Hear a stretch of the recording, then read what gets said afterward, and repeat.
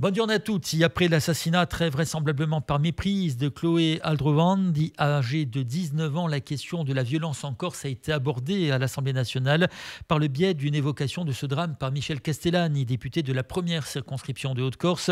Celui-ci n'a pas vraiment posé de questions, rappelant plutôt le contexte lourd de violence dans lequel se trouve la Corse et rappelant que l'État, par ses fonctions régaliennes, doit assurer sa mission aux côtés d'une population qui doit également faire sa part. On écoute Michel Castellani. Samedi dernier, une jeune fille de 19 ans a été froidement abattue en Corse et cet assassinat a soulevé dans l'île une émotion considérable et compréhensible. J'ai une pensée pour cette victime innocente et pour sa famille. Cette dramatique exécution s'ajoute à une liste qui s'allonge de façon catastrophique. Elle est le signe de l'action souterraine de réseaux manifestement impliqués dans des trafics, des pressions et des comportements dont le moins que l'on puisse dire est qu'ils sont illégaux. L'État a pour mission éminente de lutter contre le crime organisé. Il est également du devoir de chaque citoyen de transmettre les valeurs d'honnêteté, de travail et de solidarité, de marquer aussi son rejet des dérives mafieuses qui affligent toujours plus la société.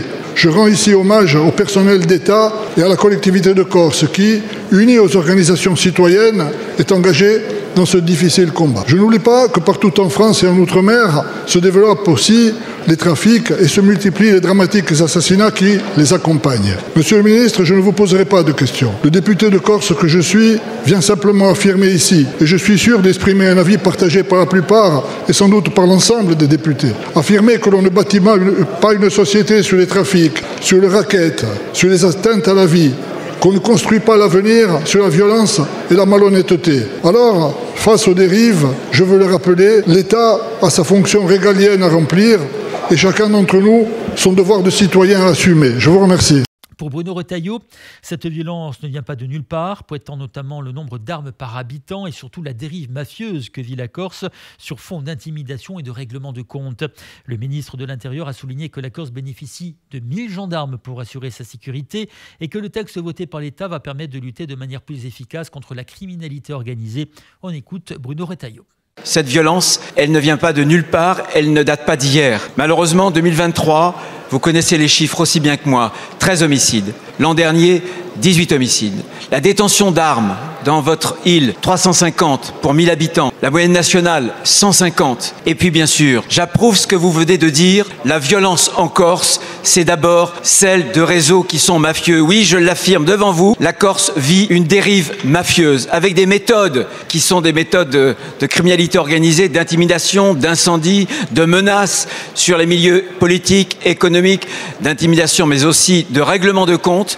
Et l'État ne cédera pas face à cela.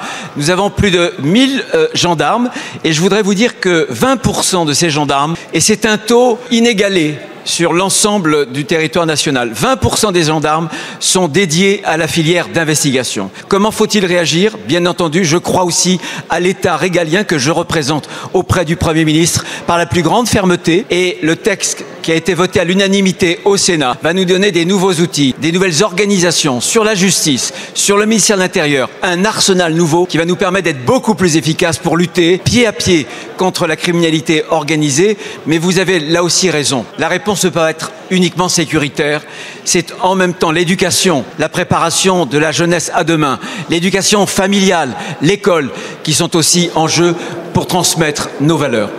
Le tribunal administratif de Marseille a rendu sa décision concernant la responsabilité de l'État dans la mort d'Ivan Colonne. La juridiction a ainsi reconnu le manque de surveillance et de réactivité de l'administration pénitentiaire et condamné à ce titre l'État à verser 75 000 € de dommages et intérêts aux 2 enfants et à l'épouse du militant assassiné en prison. Outre la faute de l'administration, le tribunal a reconnu le préjudice de mort imminente. L'avocat de la famille d'Ivan Colonne estime que cette décision du TA est importante pour la poursuite du dossier pénal. On écoute Maître Patrice Espino.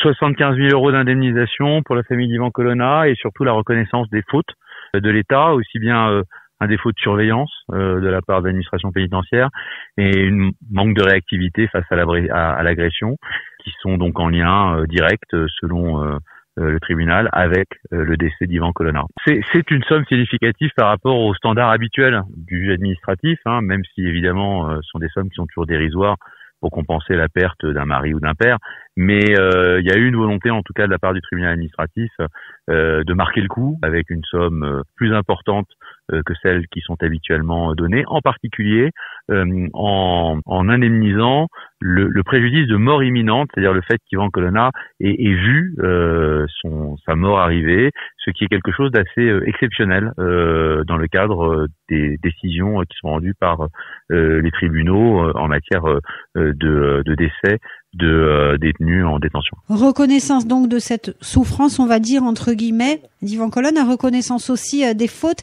et ça c'est particulièrement important pour le futur. C'est très important, c'était très important pour la famille d'Ivan Colonna qui se battait justement pour que la justice reconnaisse l'existence de ces fautes, que la responsabilité de l'État dans le décès d'Ivan Colonna puisse être constatée non pas simplement par l'État lui-même qui l'avait déjà relevé, mais bien par un tribunal indépendant et impartial.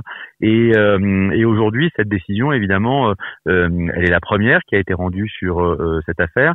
Mais vous le savez, il y a d'autres procédures qui sont actuellement pendantes. Évidemment, l'action contre Franck Ewangabe, l'agresseur d'Ivan Colonna, mais aussi un article 40 suite au rapport qui avait été réalisé par l'Assemblée. Et donc, cet élément est une pierre de plus qui permet de rechercher les causes exactes et en tout cas les raisons qui ont amené ce drame. Il y a eu une plainte qui a été déposée suite à une plainte pénale qui a été déposée suite au rapport qui a été réalisé par la commission parlementaire qui avait conclu à ce qu'il y avait eu effectivement des dysfonctionnements graves de la part de l'administration pénitentiaire.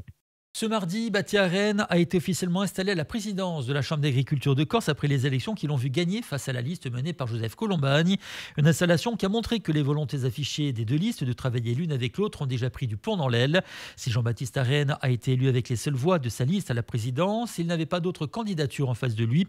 Joseph Colombagne et ses colistiers y ont choisi de ne pas candidater. L'harmonie n'aura toutefois pas duré longtemps car l'élection du bureau de la Chambre aura marqué la première vraie divergence entre les deux camps.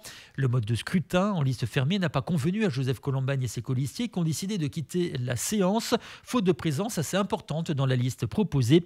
Reste à savoir si cette absence au bureau aura des conséquences sur l'évolution du comportement des perdants de cette élection, qui affirment ne pas être des opposants, mais qui ne se priveront pas de monter au créneau si la politique impulsée par Batia Rennes et ses colistiers venait à ne pas leur convenir. Les travaux de la place du Diamant à Ajaccio avancent, ce sont les mots du premier adjoint au maire d'Ajaccio et c'est par ailleurs ce que nous pouvons constater de visu dès lors que l'on s'approche du chantier. Les travaux concernant le parking notamment sont très avancés puisque les lumières sont désormais installées. Rappelons que le futur parc de stationnement proposera 840 places, soit 200 de plus.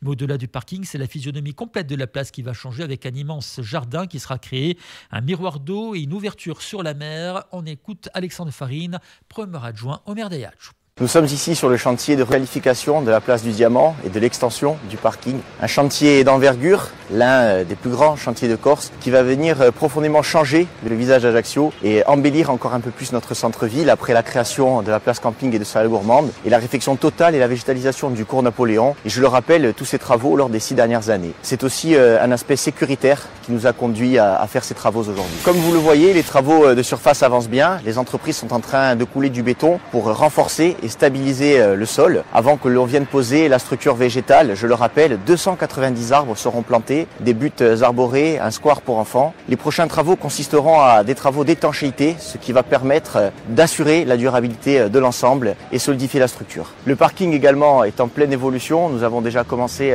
à installer un éclairage déjà plus économe, plus bonerne, des détecteurs également pour une meilleure gestion des places disponibles, mais également un système d'extinction automatique des incendies, le sprinklage, qui est un système innovant et surtout nécessaire pour assurer la sécurité du parking et des usagers. Vous pourrez le constater, des zones tests ont été réalisées avec un revêtement et une signalisation aujourd'hui beaucoup plus claire et vous le constaterez également dans les extensions du parking, de grandes poutres en béton vont permettre maintenant d'organiser la gestion du stationnement sans piliers au milieu pour permettre un meilleur confort d'usage. L'extension du parking du Diamant va nous permettre de gagner 205 places supplémentaires avec le parking de la Miséricorde qui en compte déjà plus de 300 et le futur aménagement de la galerie Napoléon avec 60 places de parking sur le cours. Nous allons augmenter considérablement le stationnement à Ajaccio avec un centre-ville qui n'aura jamais compté autant de places en surface et en parking lors de son histoire. Et je le rappelle, un stationnement qui aujourd'hui en surface est l'un des moins chers de France. 2 nouvelles entrées de parking seront créées sur l'avenue de Paris, ce qui permettra une meilleure accessibilité, mais également de fluidifier la circulation autour de la place du Diamant. Vous l'avez compris, les travaux avancent bien. Nous avançons tous ensemble vers un centre-ville embelli, plus moderne et plus adéquat aux enjeux de notre siècle.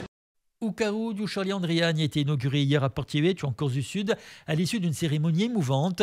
Bastien Andriani, mais également le maire, Jean-Christophe Angelini, ont pris la parole avant la bénédiction de la plaque par Dom Pierre Emmanuel, le conseiller exécutif, Gilles Giovanangeli, le conseiller territorial Jean-Jacques Lucchini et la maire de Coinza, Roselyne Balèze, était également présent à cet événement.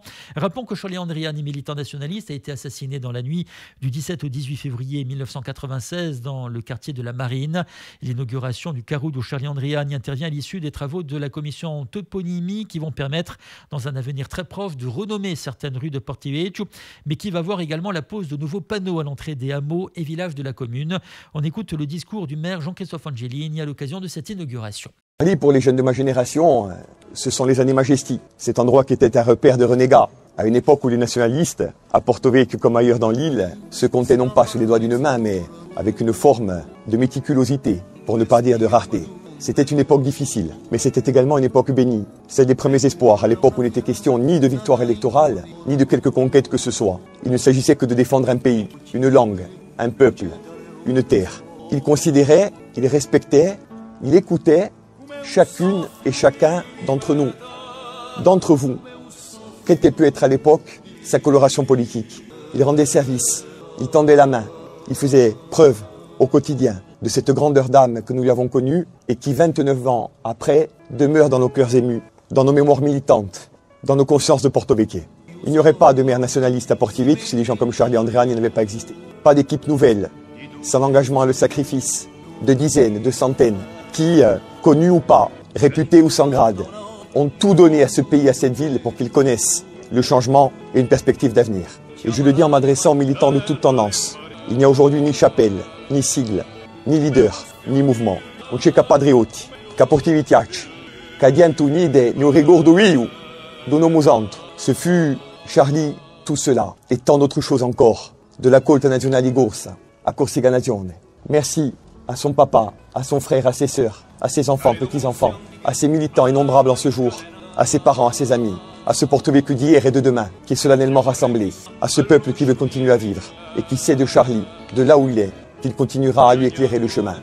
Di pace et d'amore vato, au nom de ceux qu'il était, et de ceux qui aujourd'hui sont tous ensemble à nos côtés, au nom de la ville et en mon nom propre, au moment de bénir cette plaque et de la dévoiler, vi ringrazio di Gori, in memoria di Charlie Andriani.